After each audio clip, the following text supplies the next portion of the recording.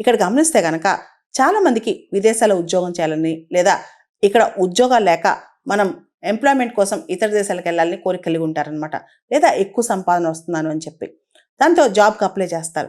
ఎక్కడైతే IT related jobs కావచ్చు, data entry operators కావచ్చు, టెక్నాలజీ రిలేటెడ్ జాబ్స్ కావచ్చు, వీటికి సంబంధించిన యాడ్స్ రాగానే మన యువత కొంతమంది నిజంగా ఫారెన్లో జాబ్ కదా, మనకి మంచి జీతం వస్తుంది కదా అని అప్లై చేస్తారు.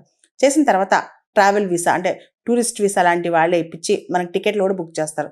బుక్ చేసిన తర్వాత మనం ఆ కంట్రీలోకి దిగంగానే, థాయిలాండ్ లాంటి దేశాల్లో దిగంగానే చైనీస్ ఎవరైతే ఈ చైనీస్ హ్యాండ్లర్స్ ఉంటారో, ఎవరైతే ఈ సైబర్ ఫ్రాడ్స్ పాల్పడతారో వాళ్ళని మనం తీసుకెళ్ళిపోయి ఈ కాంపౌండ్స్ చేరేస్తారు. కొన్ని సందర్భాల్లో థాయిలాండ్లో దిగామనుకోండి, మయన్మారో కాంబోడియా పక్క దేశాల్లో 10-12 గంటలు 20 గంటలు మనకి ఎక్కడికి వెళ్తున్నామో అర్థం కాకుండానే తీసుకెళ్ళిపోతారు. తీసుకెళ్ళిన తర్వాత మనకి ఏ ఉద్యోగం అక్కడ కనిపించదు. కేవలం ఆ కాంపౌండ్ లోపలే ఉండాలి. మన పాస్పోర్ట్, మన డాక్యుమెంట్స్, మన వీసా అన్నీ లాగేసుకుంటారు. మన ఫోన్ కూడా లాగేసుకుంటారు.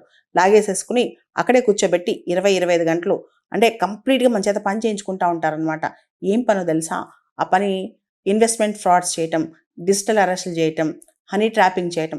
చేయకపోతే హింసిస్తారంట.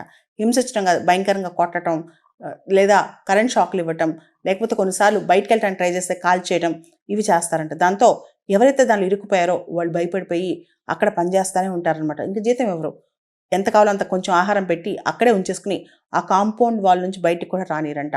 అటువంటి టైంలో ఇంటికి ఫోన్ చేయాలన్నా ఎప్పుడన్నా ఒకసారి అది కూడా వాళ్ళు కాపలా కాస్తూ ఉంటారంట మనం ఏం మాట్లాడతాము అని.